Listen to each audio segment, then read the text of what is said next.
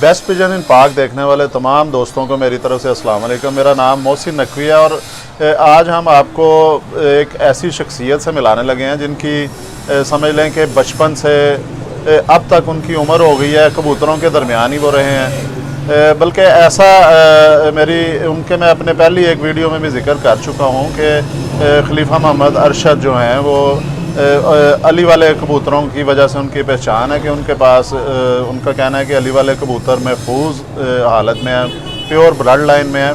तो बड़े पुराने वो उस्ताद हैं, तो इनसे हम आज कुछ ना कुछ सीखने की कोशिश करेंगे। गुज़श्ता वीडियो मैंने जिक्र किया था कि उनसे एक बड़ी कीमती बात मैंने सीखी कि सियालकोटी कबूतर जो हैं वो हवा का किस तरह मुकाबला कर लेते हैं। तो उन्होंने पहली दफ़ा मुझे बताया कि जो मेरे नॉलेज में आई चीज़ कि सियालकोट में सुबह कुछ मखसूस औकात हैं जिनमें वो हवा जो चलती है उसे आंधी नहीं कहा जा सकता, लेकिन तेज़ हवा चलती है सुबह 5, सवा 5 से 7 बजे तक। फिर दूसरा स्पेल आता है उसका 10 बजे के बाद। इस तरह उन्होंने मुझे बताया, उससे बड़ी मेरी जो वो मालूमात में इजाफा हुआ और मुझे समझ आई कि ये सियालकोटी कबूतर जो हैं ये दूसरी नस्लों की निस्बत जो तेज़ हवा में उड़ने की सलाहियत क्यों रखते हैं, ये इनकी वजह से मुझे पता चला। पता तो है था कि कबूतर उड़ लेते हैं सियालकोटी तेज़ हवा में, लेकिन जो ये मुझे उसकी वजह जो लॉजिक समझ में आई थी। तो खलीफा मोहम्मद अरशद जो बड़ी मुश्किल से आज जो है हमारे साथ हैं, जब भी इनके पास आए हैं ये किसी न किसी काम में मसरूफ़ होते हैं। और अस्सलाम वालेकुम जी। वालेकुम सलाम रहमतुल्लाहि व बरकातहू। अच्छा, आज हम आपकी मौजूदगी का फ़ायदा ये उठाएंगे कि आपने जो तमाम जो इस वक्त देख रहे हैं हमारा चैनल, उन्हें आपने बताना है कि कबूतर कौन कौन से कबूतर हैं, उनका क्रॉस हो सकता है या बेहतर रहता है, क्रॉस कबूतर का किस तरह करना चाहिए, कौन कौन सी नस्लें हैं जिनका क्रॉस बेहतर रहता है, ये हमें आप बताएं आज। जी ठीक है। सियालकोटी जो कबूतर हैं जी, मैंने बचपन से लेके कोई 8-10 साल से लेके अभी मेरी एज है कोई 60 साल, अली वाले कबूतरों के अंदर ही मेरे शौक पड़ा। उनसे अपने उस्तादों से ऊपर मारे वगैरह, उधर ऊपर मारे कैमरा। अच्छा, वो हमारे उस्ताद हैं, उस्ताद कबाल खां साहब, उस्ताद सलाम खां साहब। मैं उनका शागिर्द हूँ, उनकी पाका मैं खलीफा हूँ। ठीक है जी। तो सियालकोटी कबूतरों की मुझे अल्हम्दुलिल्लाह बहुत नॉलेज है। अली वालों को जिससे मर्जिया क्रॉस करा लें वो अपना रिजल्ट देंगे, 100% देंगे इंशाल्लाह। ज़्यादातर लोगों को पता ही नहीं कि अली वालियों की निशानी क्या है और बटेरों की निशानी क्या है, ये नहीं मालूम। अब शरीयत में बहुत ही उस्तादों को 35 वाले कबूतर की शनाख्त नहीं आती। अच्छा, ये खलीफा साहब आपने बिल्कुल दुरुस्त फरमाया है कि बटेरे और अली वाले तकरीबन जो है, वैसे भी ना कहा जाता है कि अली वाले बटेरे और 35 वाले जो हैं ये एक ही जो मामे ताए चाचे के नहीं। अच्छा जी, बिल्कुल डिफरेंट। अच्छा, अल्हम्दुलिल्लाह। कभी किसी ने जिन जिहड़ा कहंदे ना मैनूं शनाख्त है मेरे सामने है, मैं फर्क कढ़ के दियांगा अली वालियां च बटेरियां च, ना करना का मैं कबूतरबाजी छड़ दियांगा। नहीं, फर्क तो होता है, लेकिन ये देखा जाता है कि उनका क्रॉस जेड़ा क्रॉस है बटेरा छत वाला बटेरा 35 तो है, ये बटेरे असल तो घट गए ने, लेकिन हुण बहुते क्रॉस ने बटेरे ते 35 ने टोपी कौडी वाले, उन्होंने छत वालियां च क्रॉस कराओ तो बहुत ही ज्यादा अच्छा रिजल्ट तुहानूं मिलेगा। खाली छत वाले कबूतर जिहड़े ना वो ही नहीं मान है अल्हम्दुलिल्लाह, वो बहुत ही आला, बहुत ही उन्होंने अच्छी है ब्रीड। और बटेरे वो भी बहुत अच्छे ने, 35 वाले बहुत अच्छे ने। जेड़े कबूतर वापसी ना आंदे होन उन्होंने बटेरियां च क्रॉस करा लो, छत वालियां च क्रॉस करा लो, 35 वालियां च क्रॉस करा लो, अली वालियां च करा लो, उन्होंने च वापसी है। तो जिन्हें रात ते लाने ने, रात लाने वाले सिर्फ एक मोबाइल की रोशनी ते मोतियां वाले कबूतर ने सर, मोतियां वाले का क्रॉस करा लो जिहदे च मर्जी आ, और रात नूं नेरे च भी बहणगे।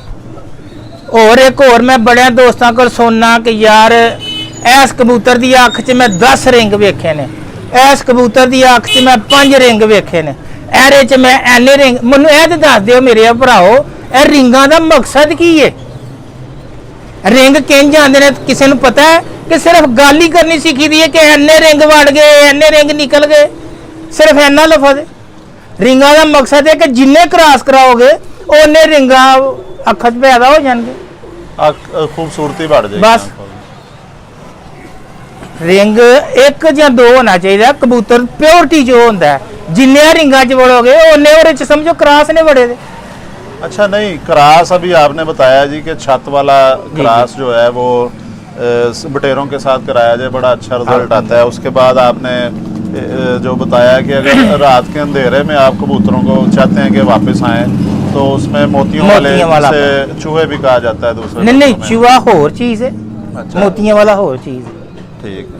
ਮੋਤੀਆਂ ਵਾਲੇ 'ਚ 3-4 ਕਿਸਮਾਂ ਨੇ। ਚੂਹਾ ਇੱਕ ਸਿਰਫ ਇੱਕ ਮਾਦੀ ਸੀ, ਉਹ ਵੀ ਚੂਹਾ ਨਮਾਜ਼ ਸੀ, ਉਹਦੀ ਮੂੰਹ ਸੀ ਇੰਜ ਕਰਕੇ ਤਾਂ सब्ज मोती वाले। ਆਹੋ ਉਹਦੀ ਨਾਂ ਪੈ ਗਿਆ ਚੂਈ ਚੂਈ ਚੂਈ, ਤੋਰ ਤੋਂ ਕੰਮ ਸ਼ੁਰੂ ਹੋ ਗਿਆ। अच्छा ਉਹਦੇ ਚੋਂ ਜਿਹੜੇ उसकी औलाद जो है वो चूहा कहलाती है। ਉਹਦੇ ਤੋਂ ਸ਼ੁਰੂ ਹੋ ਗਿਆ। अच्छा, ये आपने बताया। दूसरा अब देखें खलीफा अर्शद साहब, दूसरी जो नस्लें हैं देखें अब कसूरी कबूतरों ने भी नाम पैदा किया।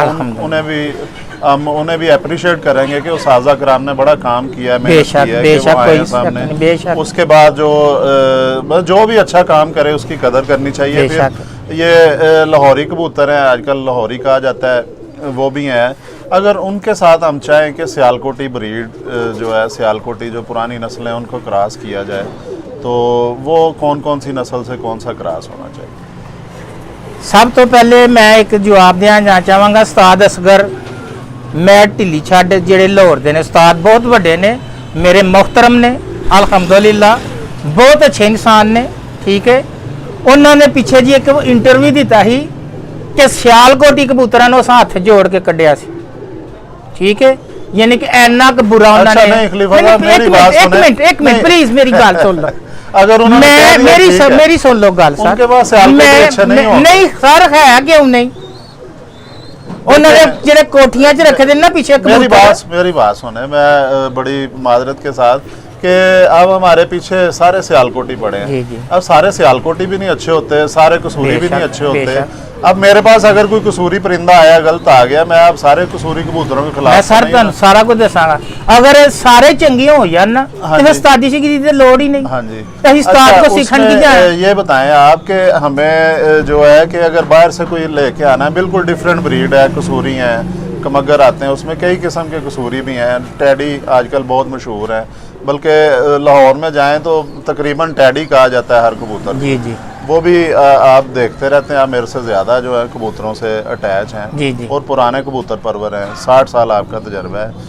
तो वो मतलब कि कौन सा कलर देख के, किस तरह की आंख देख के सियालकोटी के साथ, कौन सा सियालकोटी हो, कौन सा कमगर हो, या कौन सी नस्ल सियालकोट की है, कौन सी जो है वो टैडी किस तरह का, वो किस तरह क्रॉस करना चाहिए? ਜਿਹੜੇ ਤੇ ਨਾ ਕਮਗਰ ਕਬੂਤਰ ਉਹਨਾਂ ਨੂੰ ਤੁਸੀਂ ਮੋਤੀਆਂ ਵਾਲਿਆਂ 'ਚ ਕ੍ਰਾਸ ਕਰਾਓ, ਬਹੁਤ ਅੱਛਾ ਰਿਜ਼ਲਟ ਦੇਣਗੇ। ਡੱਬ ਵਾਲੇ ਕਬੂਤਰ ਨੇ, ਠੀਕ ਹੈ, ਉਹਨਾਂ ਨੂੰ ਤੁਸੀਂ ਬਟੇਰਿਆਂ 'ਚ ਅੱਲੀ ਵਾਲਿਆਂ 'ਚ ਕ੍ਰਾਸ ਕਰਾਓ, ਬਹੁਤ ਅੱਛਾ ਤੁਹਾਨੂੰ ਰਿਜ਼ਲਟ ਦੇਣਗੇ। ਵਾਪਸੀ ਵੀ ਪ੍ਰਵਾਜ਼ਾਂ ਵੀ ਸੋਚ ਤੋਂ ਵੱਧ ਦੇਣਗੇ। ਅਕਸਰੀਅਤ ਨਾਲ ਉੱਥੇ ਆ ਹੋਏ ਨੇ ਡੱਬ ਵਾਲੇ ਤੇ ਇਹ ਵਾਲੇ ਕਮਗਰ ਕਬੂਤਰ। ਪਹਿਲੇ ਤੇ ਇਹੋ ਹੀ ਸਾਨੂੰ, ਹੁਣ ਬੜੀਆਂ ਸਾਰੀਆਂ ਨਸਲਾਂ ਚੱਲ ਪਈਆਂ ਨੇ। ਸਿਆਲਕੋਟੀ ਕਿਸੇ ਕਬੂਤਰ ਨਾਲ ਵੀ ਇਹਨਾਂ ਨੂੰ ਟੱਚ ਦਿਓਗੇ ਨਾ, ਗੋਲਡਨ ਮੋਤੀਆਂ ਵਾਲਾ ਬਿਹਤਰੀਨ ਔਰ ਰਿਜ਼ਲਟ ਨਿਕਲੇਗਾ। ਔਰ ਰਾਤ ਨੂੰ ਵੀ ਬਹਿਣ ਦੀ ਉਹਨਾਂ 'ਚ ਅਕਲ ਆ ਜਾਏਗੀ ਕਿ ਸਾਰਾ ਰਾਤ ਨੂੰ ਵੀ ਬਹਿਣਾ। ਅਕਸਰੀਅਤ ਨਾਲ ਤੁਸੀਂ ਵੇਖਿਓ ਜੌਂਸਰੇ ਕਬੂਤਰ ਜਾਂ ਮੋਤੀਆਂ ਦੇ ਟੈਪ ਬੱਤੀ ਬੰਦ ਵੀ ਹੋਏਗੀ ਨਾ, ਹਨੇਰੇ 'ਚ ਘਰ ਬਹਿ ਜਾਣ।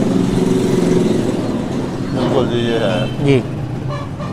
अच्छा। आपने अभी खलीफा मोहम्मद अरशद हैं अली वाले, इनका तखल्लुस है साथ, क्योंकि ये इनके उस्ताद भी हैं, वो जिनके घर से ये ब्रीड चली अली वाले। जी, बिल्कुल। वो उन्हीं की खिलाफत इनके पास है। अल्हम्दुलिल्लाह। वो बिल्कुल इन्होंने मुझे बताया कि बिल्कुल इनकी दीवार भी सांझी थी बिल्कुल, उनके साथ। बिल्कुल। और जब इन्होंने अपनी आंख खोली है, इन्होंने अली वाले कबूतर ही देखने शुरू किए थे। बेशक। तो आज इन्होंने हमें बड़े कीमती चीज़ें जो हैं, एक समझ लें कि कूजे में दरिया बंद किया इन्होंने, कि जो क्रॉस ब्रीड है, आजकल के जो तमाम जो कबूतर परवर हैं नौजवान, उनकी कोशिश होती है कि ज़्यादा से ज़्यादा अच्छे से अच्छा क्रॉस दें, परवाज़ उसकी बढ़ाई जाए।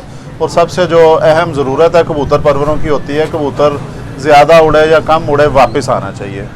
वो भी खलीफा अरशद साहब ने बताया कि कौन सा क्रॉस करें, परवाज़ बढ़ जाती है, वापसी हो जाती है।